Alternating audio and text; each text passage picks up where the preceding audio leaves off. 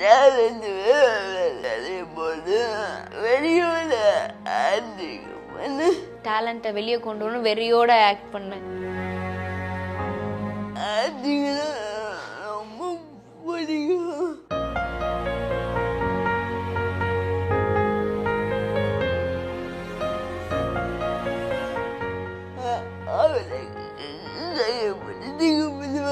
நான் போயிடுவேன், நான் சொன்னேன் நான் போயிடுவேன். அவ கையை பிடிச்சி அவ தான் கூட்டிட்டு வருவேன். சிங்கிள் ஷாட்டு, லாஸ்ட் ஷாட்டு, பெட்ல இருந்து எந்திரிக்கும் போது அவங்க பக்கத்துல இல்ல அப்படிங்கிற ஒரு விஷயத்த ஃபீல் அந்த ஒரு அழுகிற ஷாட் அது.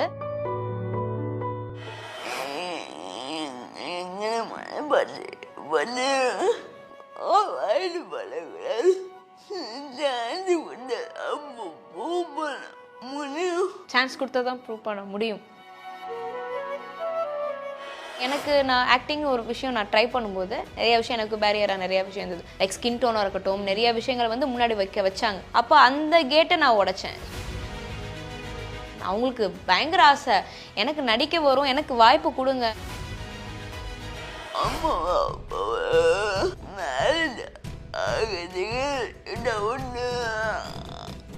என் ஜோடியை நான் பார்த்துக்கிறேன் போமா. சினிமா நான் உடைச்சேன். ஸோ அதே மாதிரி ஒரு விஷயம்தான் பவிக்கு வந்து அவங்களுக்கு அவங்க டேலண்ட்டை வந்து அவங்களுக்கு பயங்கர ஆசை, எனக்கு நடிக்க வரும், எனக்கு வாய்ப்பு கொடுங்க. எனக்கு அவங்க அடிக்கடி என்னது சொல்லுவாங்க, நான் ஜாபுக்கு ட்ரை பண்ணுறேன், எல்லா இடத்துலையுமே எனக்கு கேபிமா கொடுக்க மாட்டாங்க, நான் இவங்களுக்கு முன்னால் வரணும் கேபிமான்னு பவி எப்போதுமே சொல்லுவாங்க அது. ஸோ அதனால இப்படி ஒரு ப்ராஜெக்ட் பண்ணும்போது நிறைய பேர் வெளியே வருவாங்க. ஏன்னா சினிமா அப்படிங்கிறது வந்து நிறைய பேரோட பிரதிபலிப்பு, அது நிறைய விஷயங்களை மாற்றும். ஸோ அதனால் பண்ணுற முதல் விஷயம் வந்து ஒரு விதையாக இருக்கணும் அப்படிங்கிற எனக்கு ஒரு, அதனால் முதல் விதை வந்து பவி. பவித்ரா எப்படி இருந்துச்சு இவங்க கூடலாம் ஒர்க் பண்ணது? ஹீரோயின் பவித்ரால நீங்கள் இப்போ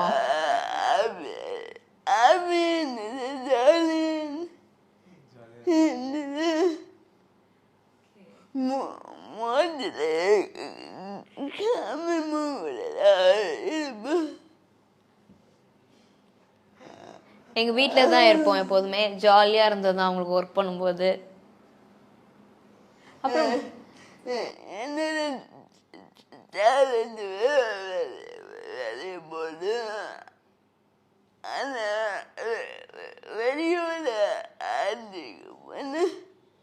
டேலண்ட்டை வெளியே கொண்டு வரணும், வெறியோட ஆக்ட் பண்ணு. உங்க டேலண்ட் கண்டிப்பா இப்ப எல்லாருமே பார்த்துட்டு இருப்பாங்க. அண்ட் உங்களுக்கு அந்த குட்டி பாப்பா கூட எப்படி கனெக்ட் இருந்துச்சு, எப்படிலாம் இருந்துச்சு அவங்க கூட?